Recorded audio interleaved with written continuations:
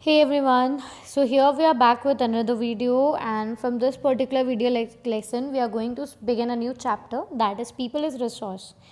So basically, beta, this is the very second lesson from your economics text, and trust me, it is like very easy. जैसे पहला वाला chapter भी बहुत easy था पालमपुर वाला story form में, ये चैप्टर भी सिमिलर मैनर में बहुत इजी है. ठीक है, तो स्टार्ट ही हम करते हैं थीम को समझने के लिए कि पीपल क्या होता है. ऑफ कोर्स हमने बात की थी पिछले ही चैप्टर के अंदर अबाउट द ह्यूमन कैपिटल, है ना. तो उसी ह्यूमन कैपिटल को यही पीपल समझाएगा कि एक्चुअली वो ह्यूमन कैपिटल बनता क्या है. हमने दो चीज़ देखी थी, एक लेबर भी देखा था और हमने एक ह्यूमन कैपिटल भी देखा था. और सबसे बड़ा डिफरेंस हमने यही समझा था ना कि लेबर को ऑफ कोर्स उसकी जो सैलरी होती है, वेजेस होते हैं, वो बहुत कम मिलते हैं. और वहीं पे हमने देखा था कि ह्यूमन कैपिटल जो है वो उसको वेजेस भी अच्छे मिलते हैं, उसकी सैलरीज जो भी होता है उसको बहुत अच्छे मिलते हैं, है ना. तो ये डिफरेंस हमें समझना है कि हम किसी एक पर्सन को लेबर क्यों बोल देते हैं और किसी एक पर्सन को हम लोग ह्यूमन कैपिटल कैसे बोल देते हैं, है ना. तो पीपल जो है वो हमारे लिए हमने सबने पढ़ा है 7th स्टैंडर्ड में. जब हम लोग टाइप्स ऑफ रिसोर्सेज को पढ़ते हैं तो आजकल हम लोग नेचुरल, आर्टिफिशियल या फिर मैन मेड और नेचुरल के अलावा एक थर्ड और पढ़ने लगे, है ना. That is the human resource. तो भाई हम इम्पॉर्टेंट है, इतने ज़्यादा इम्पॉर्टेंट है ना. तो उसकी वजह से हमें पूरा चैप्टर पढ़ना पड़ेगा. ठीक है, तो बेसिकली जो पीपल एज रिसोर्स वाला जो चैप्टर है ये आपको एक थीम समझाने की कोशिश कर रहा है. उस थीम के अंदर पहले तो दो इम्पॉर्टेंट वर्ड्स को समझो कि असेट और लाइबिलिटी का मतलब क्या होता है. देखो, मानो कि मैंने आज एक कार खरीदी, ठीक है, और उस कार को मैंने आज खरीद ली और मुझे 10 दिन बाद में या 15 दिन बाद में या 6 महीने बाद में मुझे पैसों की ज़रूरत है. तो क्या हो सकता है ना कि मैं उसको बेच दूंगी उस कार को, तो मुझे उसके बदले में वापस से पैसा मिल जाएगा. ठीक है, एनीथिंग, ठीक है, anything that can pay you in the future, that can pay you money और that can pay you profit in the future is known as asset. जिससे भी हमको पैसा मिलेगा उसको क्या बोलते हैं हम लोग, असेट. ठीक है, हमारी जो घर होते हैं, हमारी बिल्डिंग्स होती है, कार्स होते हैं, ठीक है, हमारे जो इलेक्ट्रॉनिक अप्लायंसेस हम यूज़ करते हैं, ठीक है, ये कहीं ना कहीं अगर हम इनको फ्यूचर में बेचते हैं तो हमें उसके बदले पैसा मिल सकता है, तो उसे हम लोग असेट बोलेंगे. Liability is just opposite of asset. मानो कि मैंने मेरे किसी दोस्त से पैसे उधार लिए या तुम लोगों से ही मैंने 1 लाख रुपए उधार लिए, तो मुझे कभी ना कभी तो मुझे तुम्हें देना ही पड़ेगा ना, रिटर्न करना ही पड़ेगा. ठीक है, so that is known as what, liability, जिससे हमारे पैसे चले जाते हैं बाहर. ठीक है, एक ऐसा सोर्स जिससे हमारे पास पैसे आएंगे हमारी पॉकेट्स के अंदर, उसे हम एसेट बोलेंगे. और एक ऐसा सोर्स जिसकी वजह से हमारे पास से पैसे चले जाएंगे, उसको हम लाइबिलिटी बोलेंगे. ठीक है, तो पॉपुलेशन बिकम्स ह्यूमन कैपिटल. ठीक है, या फिर पॉपुलेशन जो है, जो पीपल की हम बात करते हैं, वो हमारे लिए क्या होता है पॉपुलेशन. अब जैसे अगर हम बोलते हैं, हमने ये टर्म पढ़ा है कि पॉपुलेशन जो है वो नुकसान होता है, मतलब ज़्यादा अगर पॉपुलेशन होती है तो वो नुकसानदायक होती है. ठीक है, बट मैं ऐसा मानती हूँ कि पॉपुलेशन, इवन नॉट मी, ठीक है, ऐसा माना जाता है कि पॉपुलेशन एक असेट में भी काम बदल सकती है, पॉपुलेशन एक ह्यूमन कैपिटल भी बदल सकती है.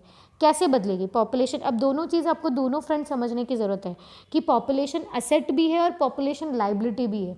ठीक है, मानो कि मेरे घर में हम 5 जने, ठीक है, और 5 जनों में 5 ही जने कमाने वाले हैं, तो क्या हो गया भाई, अच्छा है, फ़ायदा ही है, सारे जने कमा रहे हैं. और मानो कि 5 जनों में केवल मैं अकेली कमा रही हूँ या पापा अकेले कमा रहे हैं, बाकी 4 उनके ऊपर एज अ बर्डन है, तो वो क्या होगा, वो नुकसान होगा. ठीक है, you are getting a situation कि अगर एक इंसान या एक पर्सन अगर वो इस तरह की एक्टिविटीज़ कर रहा है जिससे दूसरों को या इकोनॉमी को फ़ायदा मिलता है, तो वो क्या होगा, वो एक रिसोर्स बन जाएगा, वो एक असेट बन जाएगा. और वही घर में, मतलब मानो कि अब मेरा ही एक्सीडेंट हो जाता है, मेरे दोनों पैर ख़त्म हो जाते हैं, कुछ भी ऐसा होता है, ऑफ कोर्स नॉट टू से टचवुड, ठीक है, पर मानो ऐसा कुछ होता है, मैं कल को जॉब नहीं करती, तो मैं क्या हो जाऊँगी, as a form of burden हो जाऊँगी ना. ठीक है, अपनी फैमिली पे, तो कहीं ना कहीं मैं इकोनॉमी के लिए क्या हुई, मैं बर्डन होगी. मैं कुछ भी अर्न नहीं कर पा रही, मैं इनकम जनरेट नहीं कर पा रही, मैं किसी भी इकोनॉमिक एक्टिविटी में पार्टिसिपेट नहीं कर रही, तो मैं अपने आप क्या बन जाऊँगी, बर्डन बन जाऊँगी. So able to understand, think about yourself कि तुम अपने घर में कुछ अच्छा काम कर रहे हो, ठीक है, मतलब तुम सारी क्लीनिंग वगैरह में हेल्प कर रहे हो, मम्मी पापा को हर काम में हेल्प कर रहे हो, तो तुम क्या बन जाओगे उनके लिए, असेट. और तुम अपना रूम बिखेर करके रख रहे हो, तो तुम क्या बन जाओगे उनके लिए, liability. Okay, now classify yourself as asset और लाइबिलिटी. फाइन, तो यहाँ हमें बहुत अच्छे से समझ में आ गया कि पीपल एज रिसोर्स कब बनते हैं, ठीक है। जब वो अच्छे काम करेंगे तो रिसोर्स बन जाएंगे, और जब वो बुरे काम करेंगे तो वो लाइबिलिटी बन जाएंगे। अब इसको हमें क्या समझना है, एक छोटा बच्चा है वो तो नहीं जानता ना कि वो असेट है या लाइबिलिटी है, उसको हमें असेट कैसे बनाना है, एक पॉपुलेशन को हमें असेट कैसे बनाना है, या फिर एक पीपल को हमें रिसोर्स कैसे बनाना है, पीपल को हमें ह्यूमन कैपिटल कैसे बनाना है। तो बेटा जब एक बच्चे को आप एक अच्छी हेल्थ केयर दोगे, उसे एजुकेशन दोगे, उसे न्यूट्रिशनल फ्रूट दोगे और ट्रेनिंग दोगे, ठीक है, तो वो क्या होगा, वो एक रिसोर्स में बदल जाएगा। आज तुम पे घर वाले इन्वेस्टमेंट क्यों करते हैं एजुकेशन के लिए, कल को तुम भी बड़े होगे और तुम भी कुछ कमाओगे, है ना, लाइक तुम भी कहीं ना कहीं जॉब करोगे, बिजनेस करोगे, तो तुम भी उस वक्त क्या बन जाओगे, तुम ह्यूमन कैपिटल बन जाओगे। So remember this thing that a person plus investment, ठीक है, investment equals to human capital, person या population plus investment equals to human capital. पर इन्वेस्टमेंट का ये मतलब मत समझना कि 10 बर्गर खा लिए, 10 बर्गर का इन्वेस्टमेंट किया तो तुम असेट बन जाओगे, नहीं, वो एक प्रॉपर मैनर में होना चाहिए। तुम्हारी पढ़ाई पे, ट्रेनिंग में, मेडिकल केयर के अंदर अगर हम पे इन्वेस्टमेंट किया जाता है तो हम सारे क्या बन जाएंगे, of course we will turn out into a productive human capital. Fine, तो ये चीज़ समझ में आया है तुम लोगों को बहुत अच्छे से कि हम लोग यहाँ पर किसी एक फैक्टर को समझ, अभी तक मैंने स्टोरी नहीं स्टार्ट किया, अभी तक हम लोगों ने केवल एक इंट्रोडक्शन ओवरव्यू देखा है कि हमें इस चैप्टर में समझना क्या है कि भाई एक पर्सन है, उसको अगर आप अच्छे से एजुकेशन दोगे, ट्रेनिंग दोगे, हेल्थ केयर दोगे, न्यूट्रिशनल फूड दोगे, तो अपने आप वो बड़ा होकर के क्या करेगा, आउटपुट प्रोड्यूस करेगा, वो बिजनेस करेगा, है ना, जॉब करेगा कहीं पे, और उससे वो कंट्री में, इकोनॉमी में हेल्प करेगा। तो पीपल जो है वो क्या बोला जाता है, उसे कंट्री के लिए मतलब क्या बोला जाता है, असेट भी बोला जा सकता है, लाइबिलिटी भी बोला जा सकता है। अगर अच्छी पॉपुलेशन है, अच्छी मेहनत करती है, अच्छा काम करती है, तो वो अपने आप क्या बन जाएगी, असेट बन जाएगी। फाइन, अब इसको बहुत अच्छे से समझना, people as resource is a way of referring to a country's working population. जो काम कर रहे हैं उन्हें ही रिसोर्स बोला जाएगा, जो आराम से बैठ के मोबाइल में अभी वीडियो लेक्चर देखने की बजाय जो गेम्स वगैरह खेल रहे हैं, फालतू काम कर रहे हैं, उनको ऑफकोर्स लाइबिलिटी माना जाएगा। ठीक है, तो ये समझ में आ गया। और इसको असेट और लाइबिलिटी बोलने के पीछे ये रीज़न होता है बेटा कि हम अगर प्रोडक्शन में या इकोनॉमी में हेल्प कर रहे हैं तो हम अपने आप कहीं ना कहीं फ्रूटफुल बन जाएंगे, और हम केवल खाने का काम कर रहे हैं बैठ करके, ठीक है, या फिर हम लोग किसी भी तरह से इकोनॉमी के ग्रोथ में हेल्प नहीं कर रहे, तो हम अपने आप क्या बन जाएंगे, लॉस। समझ आ गया, मतलब एक पॉपुलेशन का दोनों फ्रंट होता है, उसका पॉजिटिव फ्रंट भी होता है और उसका नेगेटिव फ्रंट भी होता है। अभी मैंने यही चीज़ पहले समझा दी थी कि अगर हम उस पर इन्वेस्टमेंट करते हैं, पर इन्वेस्टमेंट भी कौन सा, इन terms of education, training and medical care, तो वो फ्यूचर में क्या होता है, हमारे लिए कैपिटल बन जाती है। फाइन, जो आगे जाके क्या होगा, अब मानो कि नॉर्मल सी चीज़ है ना, एक बच्चे को आपने लिखना ही नहीं सिखाया, उसको आपने चलना ही नहीं सिखाया, तो वो कुछ कर पाएगा क्या, नहीं, पर आप उसको लिखना सिखाओ, चलना सिखाओ, तो वो आपको बेटर प्रोडक्टिविटी देगा। फाइन, एक ट्रेंड वर्कर जो होता है उसे वो बेटर प्रोडक्टिविटी देता है हमें। ठीक है, तो ये चीज़ समझ आई, पीपल एज रिसोर्स कब बनते हैं, असेट और लाइबिलिटीज़ क्या होता है, ये अच्छे से हमें समझ में आया है ना। तो असेट और लाइबिलिटीज़ के मामले में मैं आपको पहले ही कह चुकी हूँ कि उसके ऊपर इन्वेस्टमेंट करना है। इन्वेस्टमेंट किस टर्म्स में कर रहे हैं, इन्वेस्टमेंट एजुकेशन के टर्म में कर रहे हैं कि उसको अच्छी एजुकेशन दो, उसको क्वालिटी एजुकेशन दो, ठीक है, उसको healthier environment as well as healthy food दो। बर्गर चाउमीन से वगैरह खाने से, स्नैक्स वगैरह खाने से कुछ नहीं होने वाला है, ठीक है, उसको एक हेल्दी इन्वायरमेंट दो, उसे एक हेल्दी न्यूट्रिशनल फूड दो ताकि वो फिजिकली भी फिट हो सके, फिजिकली स्ट्रांग हो सके। और उसके बाद में उसे ट्रेनिंग दो ताकि वो एक रिक्वायर्ड एक्शन को परफॉर्म कर सके, तब वो अपने आप क्या बन जाएगा, ह्यूमन कैपिटल। और ह्यूमन कैपिटल क्यों ज़रूरी है वो हम पहले से ही देख चुके हैं, याद करो फैक्टर्स ऑफ प्रोडक्शन हमने पढ़े थे। तो फैक्टर्स ऑफ प्रोडक्शन में लैंड, लेबर, कैपिटल को यूज़ करने वाला कौन था ultimately, of course the human resource. आए यहाँ पे समझ में, ठीक है। पर अब इंडिया की जो पॉपुलेशन है बेटा वो एक लाइबिलिटी है रेदर देन एसेट। अब इसको चीज़ को समझने की वापस से कोशिश करना कि ऐसा क्यों बोला है यहाँ पे, ठीक है, कि वो लाइबिलिटी क्यों है, ये चीज़ समझना।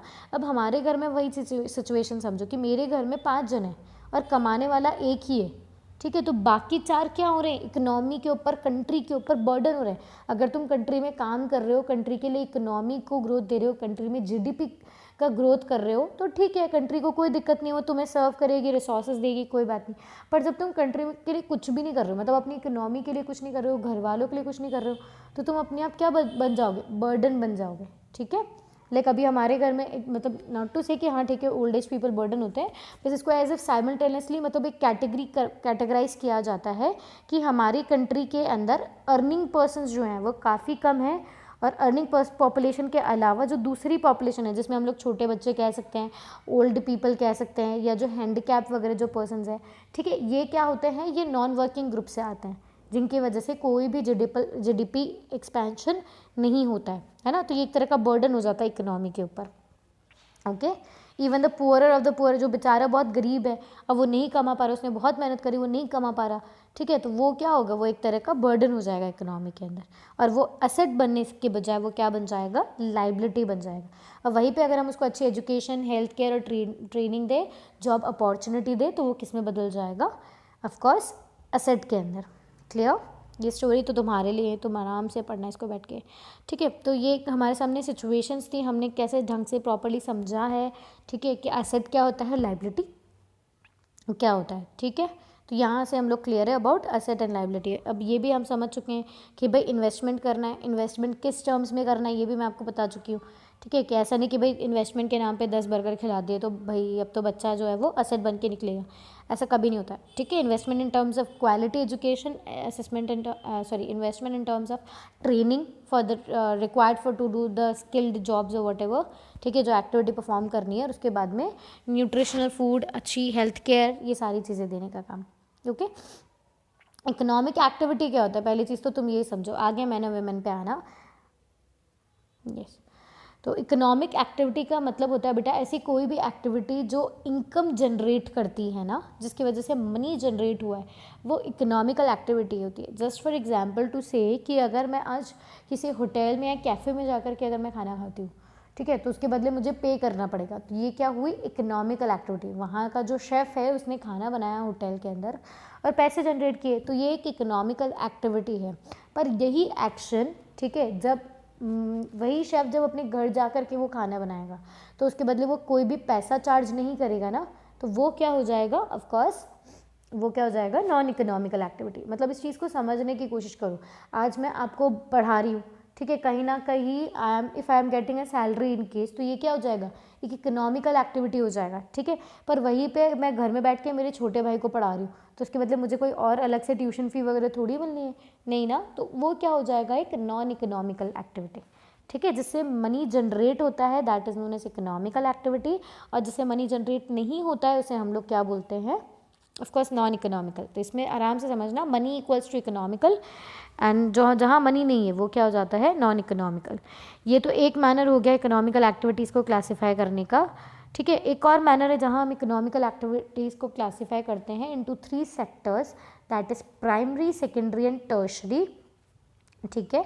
तो आपको ये चीज़ अच्छे से पता है कि प्राइमरी, सेकेंडरी और टर्शरी का मतलब क्या होता है। प्राइमरी का मतलब होता है एग्रीकल्चरल सेक्टर, ठीक है, जहाँ हम लोग प्रोडक्शन करते हैं नेचुरल गुड्स का, ठीक है, नेचर से हम लोग प्रोडक्शन लेते हैं। सेकेंडरी की अगर हम बात करें तो वो मैन्युफैक्चरिंग होता है, जहाँ पर हम लोग वैल्यू एडिशन का काम करते हैं। जैसे फॉर एग्जांपल हमने वीट उगाए, तो जो प्रोडक्शन किया था नेचर से उसको तो हम लोग प्राइमरी में डाल दिया। उस वीट से आपने बिस्किट बनाया या ब्रेड बनाया, तो उस वीट के अंदर आपने एक वैल्यू एडिशन किया ना, तो वो सेकेंडरी हो जाएगा। और वही चीज़ जब हम सर्विस में बात करेंगे, जब इन्हीं चीज़ों की हमें सर्विस वापस मिलेगी, ठीक है, जैसे transportation, insurance, advertisement, teacher, doctor, ये क्या होते हैं, ये सर्विस देते हैं, तो इनको हम कहाँ डाल देंगे, टर्शरी सेक्टर के अंदर, ठीक है। तो ये भी आपके लिए बहुत अच्छा था समझने को कि इन सारी एक्टिविटीज़ को हम लोग क्या बोलते हैं, इकोनॉमिकल एक्टिविटीज़।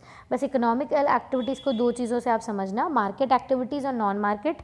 तो मार्केट का तो मैं समझा चुकी हूँ ना, कहीं ना कहीं मनी का जहाँ कल्टीवेशन है वो मार्केट है, और जहाँ मनी का कल्टीवेशन नहीं है वो क्या है, नॉन मार्केट है। जहाँ सेल्फ कंजप्शन के लिए किया जाता है उसे हम लोग क्या कहते हैं, नॉन मार्केट, ठीक है। यहाँ तक समझ पाए और आराम से, कुछ नहीं है, बहुत इजी सी चीज़ें समझाई है मैंने, बहुत इजी सी चीज़ें समझी। अगर नहीं भी समझ में आया तो एक बार फटाफट से लिंक ले लो। हमने पीपल की बात की थी कि पीपल क्या होते हैं, पॉपुलेशन जो होती है वो असेट भी होती है और लाइबिलिटी भी होती है। असेट का मतलब जिससे हमें फ्यूचर में पैसा मिलेगा, जिससे हमें फ्यूचर में प्रॉफिट मिलेगा। तो ऐसा तो अभी मतलब एक पॉपुलेशन कब एक असेट बनेगी, जब उसके ऊपर हम इन्वेस्टमेंट करेंगे इन terms of education, health care, training, good environment, तो वो अपने आप किस में बदल जाएगी, असेट के अंदर। फिर इसी चीज़ को हम लोग समझने के लिए हम लोगों ने एक वर्किंग क्लास का और एक नॉन वर्किंग क्लास का डिस्क्रिमिनेशन देखा था, है ना, कि वर्किंग क्लास तो जो कमाता है, ठीक है, वो असेट होता है, और जो एक्चुअली नहीं कमा रहा है, जो किसी भी तरह का मनी जनरेट नहीं कर रहा है, वो अपने आप क्या हो जाएगा, ऑफ कोर्स, ठीक है, वो एक तरह की लाइबिलिटी हो जाएगी इकोनॉमी के लिए। उसके बाद में हम लोगों ने इकोनॉमिकल एक्टिविटीज़ को ही बहुत अच्छे से समझने की कोशिश की थी।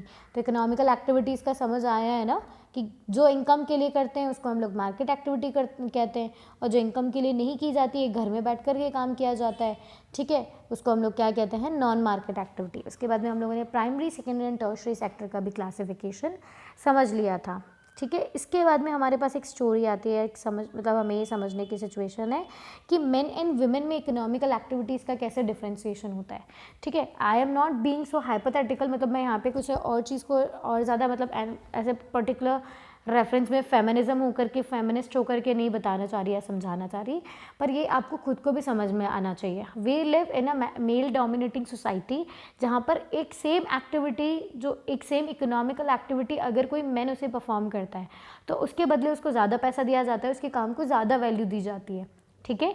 और उसके बाद में सिमिलर मैनर में अगर उसी को हम कंपैरेटिवली वुमेन के सामने देखें कि वुमेन की क्या सिचुएशन है उसी एक्टिविटी के अंदर, तो हमें ये समझ आता है कि सेम पीस ऑफ वर्क के लिए वुमेन जो है वो उन्हें लेस पेड किया जाता है, ठीक है। आराम से, see it is not from my sense of view, ठीक है, यहाँ क्लियरली लिखा हुआ है women are paid low as compare to the men, ठीक है। बहुत सारे ऐसे काम होते हैं जहाँ वुमेन को तो सिक्योरिटी भी नहीं होती है, ठीक है, उनके कामों के लिए, और बहुत सारे ऐसे सेक्टर्स होते हैं जहाँ पर तो वुमेन जा ही नहीं सकती है, ठीक है। जैसे आप मानो कि आपने कभी भी मतलब देखा होगा कि जो टेक्निकल काम है जनरली वो एसोशिएट किए जाते हैं मेन के साथ में। आज के टाइम का तो ठीक है, धीरे धीरे सिनेरियो चेंज हो रहा है। बाकी पहले साइंटिस्ट की बात करें, ट्रक ड्राइवर्स की बात करें, है ना, रेलवे इंजन ड्राइवर्स वगैरह की बात करें, तो ये सब लिमिटेड थे मेन से, है ना। तो आपको ये चीज़ मतलब आपको एक सेक्शन समझ में आ रहा है कि बहुत सारी जॉब्स अवेलेबल है, बहुत सारी इकोनॉमिकल एक्टिविटीज़ है, पर सारी वुमेन के लिए अवेलेबल नहीं है, और कहीं कहीं मेहनत से कोई मुश्किल से वहाँ घुस भी जाती है अगर कोई वुमेन, तो उसके वर्क को लेस कंसिडर किया जाता है। और इवन जो बहुत सारे ऐसे एम्प्लॉयर्स जो हैं वो वुमेन को लेते भी नहीं, like generally it is for us also. आज अगर हम लोग कहीं भी इंटरव्यू देते हैं ना, because like this is what personally I have felt from my experience, तो सबसे पहले ये चीज़ पूछने कि आप मैरिड हो। ऑफकोर्स आई इफ वी से कि ना नहीं मैरिड नहीं हूँ, तो when are you planning to get married, ठीक है। दैट मीन्स उनका सेंस क्या होता है यहाँ पर कि भाई अगर हम आज आपको हायर कर ले और आप बोलो कि 2 महीने बाद ही मैं तो शादी कर रही हूँ, तो क्या होता है जनरली वुमेन्स के साथ यही होता है ना कि उन्हें शादी करके अपना घर छोड़ना पड़ता है, दूसरी सिटी में मूव करना पड़ता है। Okay, so these are the things, मतलब लाइक हमारी एक सिचुएशन, हमारी एक सोसाइटी का बता रही हूँ कि एक वुमेन को बहुत से लोग जो है वो कम हायर करते हैं। We have seen this in particular like बहुत सी जगह, मतलब इवन जहाँ हम काम करते हैं, ठीक है, तब इस फील्ड में भी हमने बहुत जगह देखा है कि मेल को प्रेफरेंसेस दिया जाता है as per the safety preference also, कि चलो ठीक है लेट तक एक मेल काम कर सकता है, वुमेन्स काम नहीं कर पाएगी, उनकी अपनी घर की जिम्मेदारी होगी, किसी को मैटरनिटी लीव चाहिएगी, किसी को क्या सोशल सिक्योरिटी चाहिएगी, है ना। तो इन सारी चीज़ों की वजह से वुमेन्स के वर्क को कम कंसिडर किया जाता है। Women with high education and skill, ठीक है, परफॉर्मेंस जो है वो फिर भी, मतलब उनके पास एजुकेशन भी हाई है, स्किल परफॉर्मेंस भी उनके अंदर ज़्यादा है, पर फिर भी उनको एज़ कम्पेरेटिव टू मैन हमेशा कम ही मिलेगा, ठीक है। ये चीज़ हमें समझ में आ गई है। ओके, ना क्वालिटी ऑफ पॉपुलेशन अगर हम बात करते हैं तो क्वालिटी बेटा मैं फिर से समझा चुकी हूँ कि एक पॉपुलेशन की क्वालिटी डिपेंड करती है कि उसके ऊपर किस तरह से इन्वेस्टमेंट किया गया है, उसको कितनी एजुकेशनल रेट है वहाँ पर, कितना वहाँ का हेल्थ केयर है, वहाँ की लाइफ एक्सपेक्टेंसी कैसी है, ठीक है, और वहाँ पर लोगों को काम करने के लिए जॉब अपॉर्चुनिटीज़ अगर दी गई है तो वो उनको ट्रेनिंग वगैरह मिली या नहीं मिली। अगर ये सारी चीज़ों के मायनर में प्रॉपर अगर इन्वेस्टमेंट हुआ है तो पॉपुलेशन जो है वो नो डाउट बहुत अच्छी क्वालिटी की होगी। और अगर इनमें किसी भी तरह से मानो कि एजुकेशन पूरा नहीं है या फिर हेल्थ केयर पूरा नहीं है तो अपने आप वो पॉपुलेशन कैसी हो जाएगी, ऑफकोर्स पुअर क्वालिटी की, है ना। तो लिटरेसी एंड हेल्थ पॉपुलेशन जो है वो, लिटरेट एंड हेल्दी पॉपुलेशन जो है वो कंट्री का एसेट होता है। तो एजुकेशन के मैनर में अगर हम बात करते हैं, ठीक है, तो यहाँ पर फिर वही चीज़ मैं आपको फिर से समझाना चाहूँगी कि एजुकेशन एक इम्पॉर्टेंट सेक्टर है जो लोगों को कन्वर्ट करता है फ्रॉम बीइंग अ लाइबिलिटी, ठीक है, लोगों को लाइबिलिटी होने से बचाता है। अगर हम किसी भी स्टूडेंट को, मतलब like it was very told, जब हम छोटे थे तब से हम ये चीज़ समझते आए हैं, ठीक है, हमने सुनी ये चीज़ें हमारे घरों में दादी वगैरह के मुँह से कि चलो हमने पढ़ाई नहीं करी इसलिए हमको घर के काम करने पड़ते हैं, तुम पढ़ाई कर लो so that you can earn on your own, और तुम्हें लोगों की सुननी नहीं पड़ेगी, है ना। So this is what like हमें ऐसी चीज़ें समझाई गई है, सोसाइटी से हमने ये चीज़ें सीखी है that how much important education is for us. उसके बाद में भी अगर हम बात करें तो स्टार्टिंग से सिनेरियो से अगर हम बात करते हैं तो पहले के टाइम पे तो लड़कियों के एजुकेशन इतनी ज़्यादा इंपॉर्टेंट होती भी नहीं थी। धीरे धीरे अब जो है जो लोग जो हैं वो गवर्नमेंट जो है वो एम्फोसिस करने लगी है गर्ल्स एजुकेशन पे। तो इसके लिए उन्होंने नवोदय विद्यालय खोले हैं, ठीक है, हर एक डिस्ट्रिक्ट के अंदर। वोकेशनल स्ट्रीम्स की अपॉर्चुनिटीज़ दी है हाई स्कूल्स में, मतलब वोकेशनल स्ट्रीम्स आप देखते हो ना 11th के बाद में आप 10th के बाद आप सब्जेक्ट्स लेते हो, तो वो सारी हाई स्कूल के अंदर वो सारी चीज़ें ऐसी स्ट्रीम्स वगैरह की मतलब बोलते हैं ना कि एक फैसिलिटी दी है, ठीक है। ऐसे मतलब अब एक तरह का आप ये समझो कि बहुत सारे ऐसे इनिशिएशन किए, जैसे बेटी बढ़ाओ बेटी बचाओ, बेटी बचाओ बेटी पढ़ाओ वाले चीज़ें, ऐसे बहुत सारे इनिशिएटिव्स गवर्नमेंट ने किए, एक्सपेंडिचर किए हैं गर्ल्स के एजुकेशन पे, बजट्स बनाए, बजटरी एस्टिमेशंस किए हैं लड़कियों के लिए, ताकि क्या हो सके इनका जो अभी एक बोलते हैं ना कि इन्वॉल्वमेंट है, ठीक है, इनका जो एनरोलमेंट रेशियो है वो पहले से ज़्यादा बढ़ जाए। लिटरेसी रेट्स कंपेयर करना बहुत इंपॉर्टेंट है, बहुत ज़रूरी है कि करंट इंडिया की लिटरेसी रेट क्या है और इसको कंपैरेटिव पढ़ना कि इंडिया में भी मेल्स की कितनी है और फीमेल्स की कितनी है, कौन से स्टेट की सबसे ज़्यादा लिटरेसी रेट है और कौन से स्टेट की सबसे कम है। तो ये तो चलो मैं बता ही देती हूँ कि 94% है जो केरला की है हाईएस्ट लिटरेसी रेट, और सबसे कम है 62, दैट इज़ ऑफ बिहार, है ना। तो ये तो 2011 का डेटा है मेरे पास, आप इसमें से करंट भी यूज़ कर सकते हो, ओके।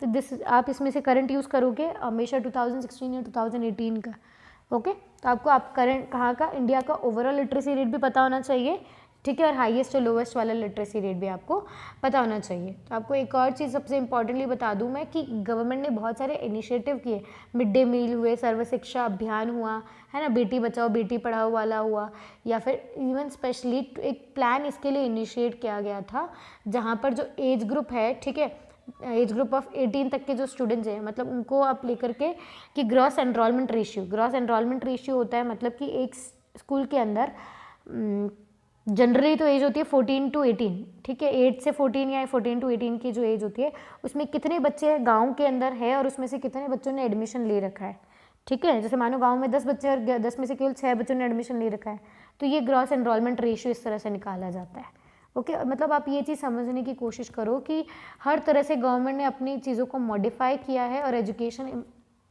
को इम्प्रूव करने की कोशिश की है, क्योंकि एजुकेशन होगा तभी तो क्या होगा, जो ग्रोथ है वो किस में कन्वर्ट हो जाएगी, of course into an asset. इसके बाद में हेल्थ की अगर हम बात करते हैं तो बहुत सारी डिस्पेंसरीज बनाई गई है, पब्लिक हेल्थ सेंटर्स बनाए गए, आंगनवाड़ीज़ वगैरह बनाई गई है, ठीक है, ताकि क्या कर सके हम लोगों को एक अच्छी और प्रॉपर हेल्थ केयर दे सके, ठीक है। हर एक जगह का मतलब एक प्रॉपर्ली गवर्नमेंट के थ्रू, मतलब आप ये समझने की कोशिश करो कि गवर्नमेंट ने अपनी तरफ से भी एड्स प्रोवाइड करने की कोशिश करी है, क्योंकि एक country India being a very populated country, हमें पता है कि यहाँ की ज़्यादातर पॉपुलेशन जो है वो लाइबिलिटी है, तो उसे हमें कन्वर्ट करना पड़ेगा ना। तो हम किस किस सेक्शन के थ्रू कर सकते हैं, एजुकेशन, तो एजुकेशन के मामले में हम देखते हैं तो काफ़ी ज़्यादा ड्रॉबैक है, लिटरेसी रेट में गर्ल्स है हुई, चाहे इवन जो ओवरऑल लिटरेसी वो काफ़ी पीछे है। तो उसको इनिशिएट करने के लिए गवर्नमेंट ने क्या क्या स्कीम्स देखी है वो आपको पूछा जाएगा।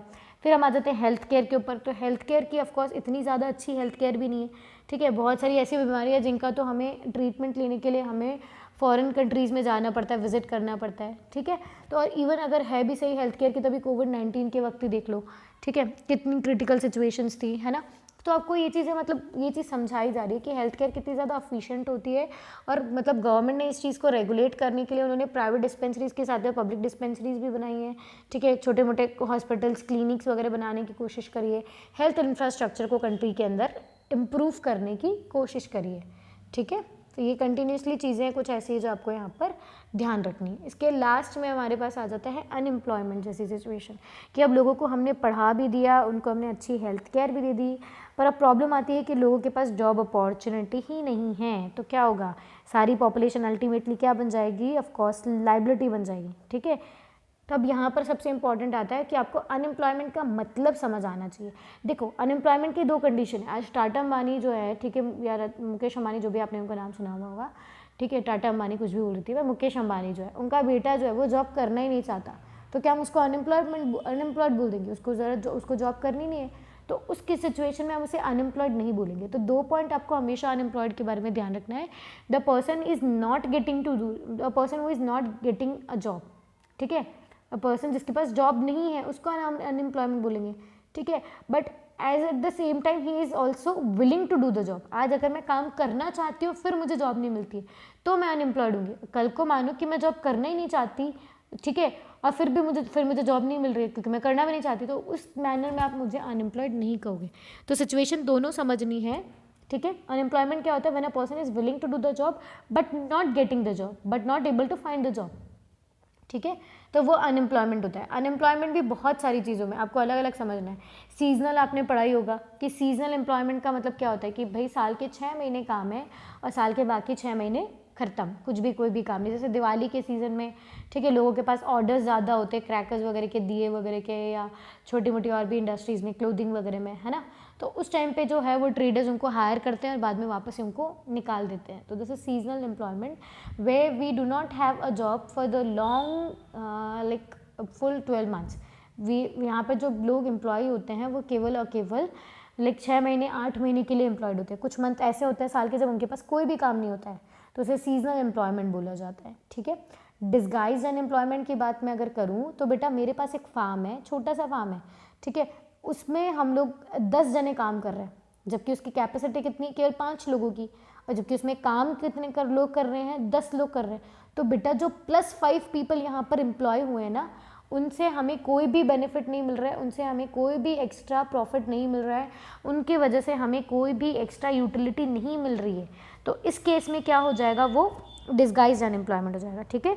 When more people are employed then required, this situation is known as disguised. क्योंकि अब क्या होता है बेटा, चीप लेबर अवेलेबल है इंडिया में, बहुत ज़्यादा लेबर अवेलेबल है, तो ठीक है, जहाँ लोगों के पास काम ही नहीं है तो वो क्या होते हैं, वो एग्री हो जाते हैं कि ठीक है यार, थोड़ा बड़ा जो भी मिल रहा है हम उसी से काम कर लेते हैं, है ना। एक फार्म है, उसके अंदर 5 लोगों की ज़रूरत है, उसमें 7 लोग काम कर रहे हैं, तो क्या होगा, कुछ नहीं होगा, उससे कोई मतलब नहीं निकलेगा, और इससे हम लोग क्या, उनके वजह से कोई भी एक्स्ट्रा प्रोडक्टिविटी नहीं मिल रही है। इस सिचुएशन को हम लोग डिस्गाइज्ड अनएम्प्लॉयमेंट बोलेंगे। इसके बाद में अगर मैं बात करूँ तो हमारे पास आ जाता है क्या, अंडर एम्प्लॉयमेंट। अंडर एम्प्लॉयमेंट की बात करूँ बेटा कि मेरी कैपेसिटी है, मैं दिन में 8 घंटे काम कर सकती हूँ और 10,000 रुपीज़ में मैं काम कर सकती हूँ, पर मुझे काम केवल 4 घंटे के लिए मिल रहा है और उसके बदले पैसा भी मुझे 2,000 या 3,000 ही मिल रहा है ना। मेरी कैपेसिटी है 10,000 अर्न करने की, पर मुझे केवल 2,000 या 3,000 रुपीज़ ही मिल रहा है, तो I am working under my capacity ना। So when a person is working beyond his capacity, तो उसे हम लोग अंडर एम्प्लॉयमेंट बोलते हैं। तो 3 चीज़ें आपने समझी है, ठीक है, दैट इज कौन कौन सी चीज़ें हमने समझी है, seasonal unemployment, disguised unemployment and under employment. तो ऐसा नहीं है कि भाई ठीक है इस चीज़ को भी अब गवर्नमेंट ने छोड़ दिया है, इसके अगेंस्ट भी गवर्नमेंट ने बहुत सारे मैकेनिज्म्स वगैरह किए हैं, ठीक है। गवर्नमेंट ने नरेगा जैसी स्कीम्स वगैरह स्टार्ट की है ना, लोगों ने मतलब और भी ऐसी चीज़ें, बेरोजगार भत्ता गवर्नमेंट ने देने की कोशिश की है। नरेगा तो सबको, आपको महानरेगा के बारे में तो सबको पता ही है, ठीक है। ऐसे बहुत सारी सिचुएशन गवर्नमेंट ने भी अपनी तरफ से इनिशिएट किए हैं जहाँ पे वो लोगों को अपॉर्चुनिटी दे सके, ठीक है। Disguise unemployment, seasonal unemployment, under employment से बाहर निकल के वो खुद के लिए एक प्रॉपर जॉब निकाल के अपनी प्रोडक्टिविटी निकाल सके। तो इसको भी गवर्नमेंट ने, इसके लिए भी बहुत सारे इनिशिएटिव्स लिए। तो ये चैप्टर बहुत इंपॉर्टेंट, मतलब बहुत important as well as at the same time ये बहुत ईजी है। आप इसको कहीं पर भी रिलेट करो तो आपको समझना क्या है कि भाई पीपल होते हैं, समझ में आता है, हर कंट्री के पास पॉपुलेशन है, पर हर कंट्री के पास पॉपुलेशन होने के बाद बेटा आपको यहाँ पर समझना क्या है कि वो कंट्री के पास जो पॉपुलेशन है वो कैसी है, पढ़ी लिखी है, अनपढ़ है, कैसी है। तो उस चीज़ को जब हम एनालिसिस करते हैं तो हमें ये पता चलता है कि हमारे इंडिया की जो पॉपुलेशन है वो ऑफकोर्स कहीं ना कहीं हमारे लिए लाइबिलिटी है, वो इतनी ज़्यादा प्रोडक्टिव नहीं है। तो उसे हमें प्रोडक्टिव बनाने के लिए हमें क्या करना पड़ेगा, उसमें हमें इन्वेस्टमेंट करना पड़ेगा। Investment in the terms of education, health care and as well as the job opportunity, है ना। ट्रेनिंग तो बाद में दोगे, जब अपॉर्चुनिटी होगी तभी तो ट्रेनिंग दोगे। आज मुझे जॉब मिलेगी तभी तो मुझे ट्रेनिंग मिलेगी ना, ठीक है। तो ये सारी चीज़ों को हमने देखा, एक एक पॉइंट को हमने, एजुकेशन को, ट्रेनिंग को, हेल्थ केयर को, हमने सारी चीज़ों को 1 बाय 1 हमने इसको डिस्कस किया और हमने इस चीज़ को हमने कंक्लूड किया, है ना, कि किस चीज़ का क्या एम्फेसिस है। एजुकेशन अगर कहीं ना कहीं पीछे चल रही है तो ऑफकोर्स एक अच्छी वेल डिफाइंड हमारे पास बोलते हैं ना कि असेट या ह्यूमन पॉपुलेशन नहीं आएगा, तो उस चीज़ को भी हमने समझा कि उसके रिगार्डिंग गवर्नमेंट ने क्या मेजर्स लिए हैं। उसके बाद में भी हमने हेल्थ केयर को भी समझा कि गवर्नमेंट ने यहाँ इसमें भी क्या है, बोलते हैं ना कि इनिशिएटिव्स लिए हैं। And lastly we have also seen कि जो फॉर्म ऑफ अनएम्प्लॉयमेंट है उसको रिड्यूस करने के लिए भी गवर्नमेंट ने कौन से मेथड्स यहाँ पे अंडरटेक किए थे, okay. So that was it for today's lecture and for this particular chapter. Thank you everyone.